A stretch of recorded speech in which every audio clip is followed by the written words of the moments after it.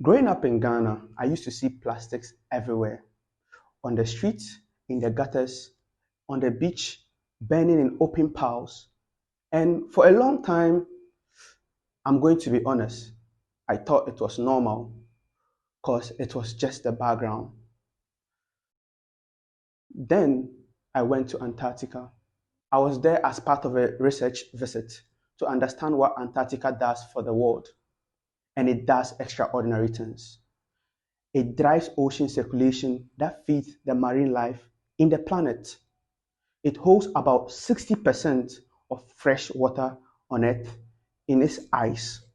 And if that ice melts, sea level is going to increase about 60 meters, which means coastal communities or cities like Brighton in the UK, Accra, Ghana, New York in the US are going to be immersed. About 40% of the world population is going to be displaced. I watched the icebergs breaking apart and falling into the ocean.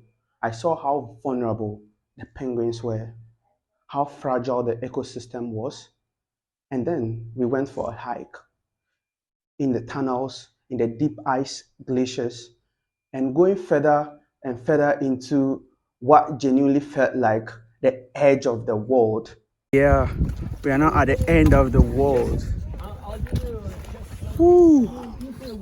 At the end of the world, like crazy, right? And then we found plastic there too. And that was the moment I could no longer ignore it. It had reached Antarctica. There was nowhere left to look away. I came home, I saw Ghana differently.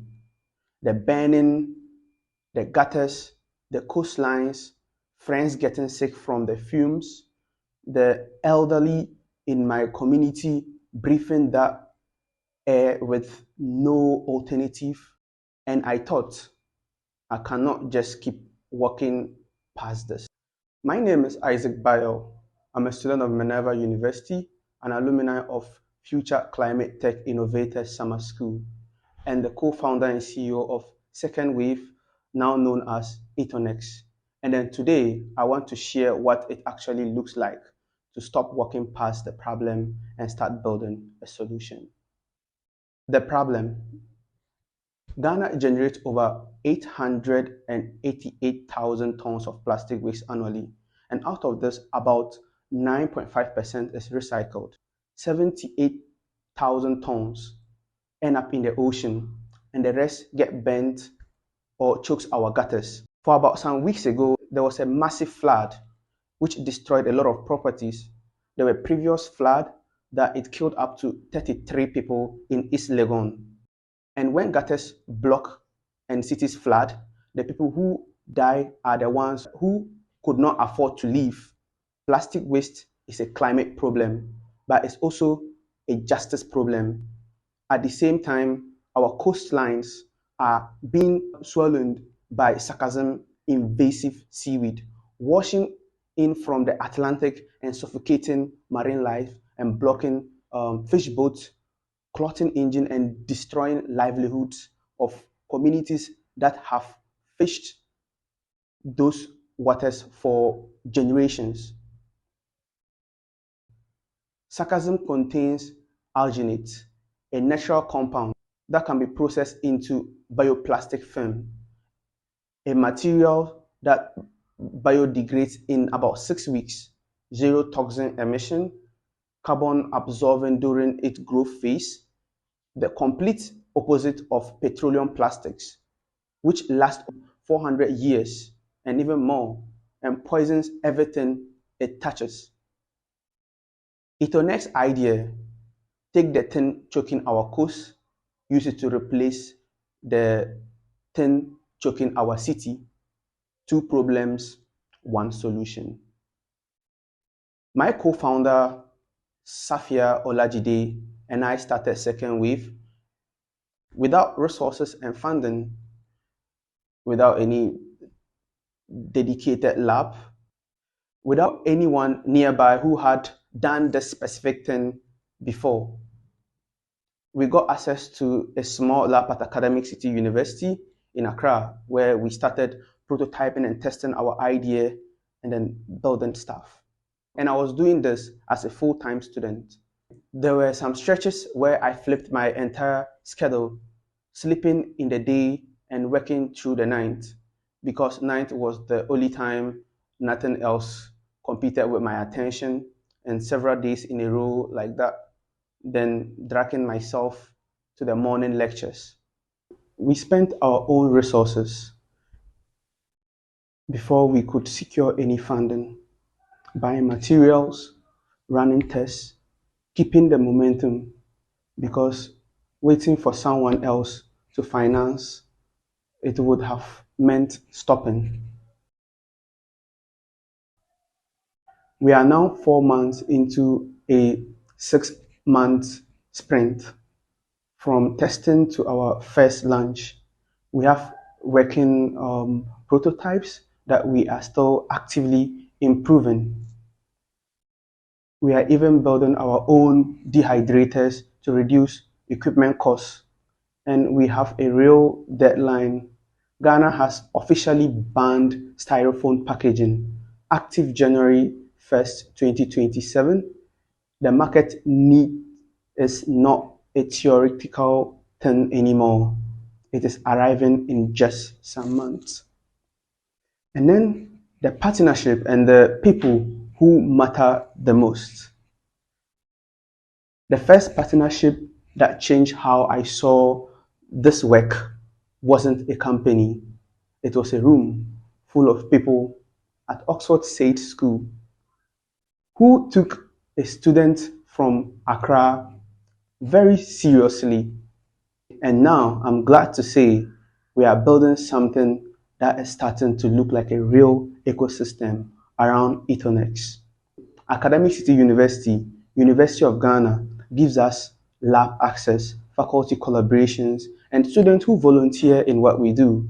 Not that one of the UK companies that pioneered seaweed-based packaging globally are an active partner.